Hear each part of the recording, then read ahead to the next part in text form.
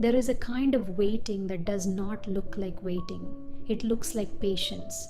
It looks like reasonableness. It looks like a man who has learned that you cannot force a trial date or rush a client's decision. You are watching conditions. You are reading the room. You have understood for a long time that the signal will come, and when it comes, you will know. Someone wise told you that. A wise legal secretary, a friend, a saying you carry. When the time comes, you'll just know it. And underneath the patience, there is a quieter sentence you have started to notice. The signal has not come. And time is the thing that is moving. Here is what is actually happening underneath the waiting. For 43 years, you worked inside a system that decides things from the outside. A client retains you. A court sets a date. A matter resolves. The deposition runs as long as it runs. You do not originate the action. You respond. In that domain, waiting for the external condition to move first was not weakness. It was the correct operating principle. It was the only one available, but that principle was never yours. It was the structure of litigation, and the domain you are standing in now does not have those conditions. The mind does not easily distinguish between domains when a rule has been operative for decades.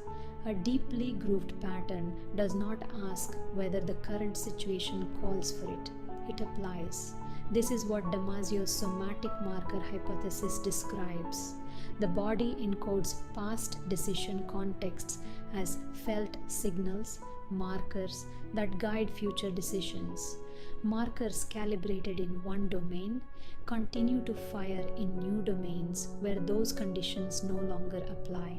The body keeps reading for a signal that the new environment is not structurally capable of sending.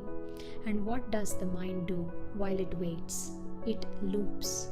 Killingsworth and Gilbert tracked 2,250 people across moments of their day and found that the wandering mind is an unhappy mind.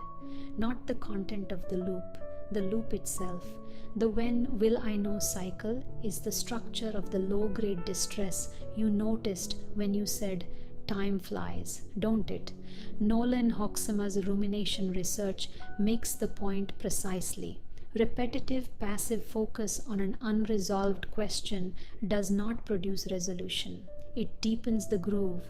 The loop is structurally incapable of generating the answer it is searching for. So, let me put two architectures next to each other, not as a hierarchy, not as a judgment, as two distinct ways a decision can be made. The first one, call it external permission. A trigger arrives from outside, a client retains, a court sets a date. The internal state then registers readiness. The action follows. The second one, internal authorization. The internal state registers. The decision is made. The action follows. There is no external trigger waiting at the front of the sequence. The operator is the one who initiates. The difference between the two is not confidence. It is not nerve. It is where the initiating signal originates, inside or outside. And here is the moment most people miss. There is a gap between the sensation that something needs to shift and the reaction of waiting for a signal. That gap is where the pattern runs. Naming it as a gap rather than as how things work is the entry to choosing differently. You named the cost yourself, not productivity, not status, not professional identity. Time. Here is the structural shift. The decision does not have to feel inevitable before you make it. Inevitability is what the external permission model produces when conditions have already moved so far that there is no longer a real choice. By the time the feeling arrives, the choice is gone. The man who decides before inevitability arrives is not reckless. He is the one who recognized finally that he is the one who decides.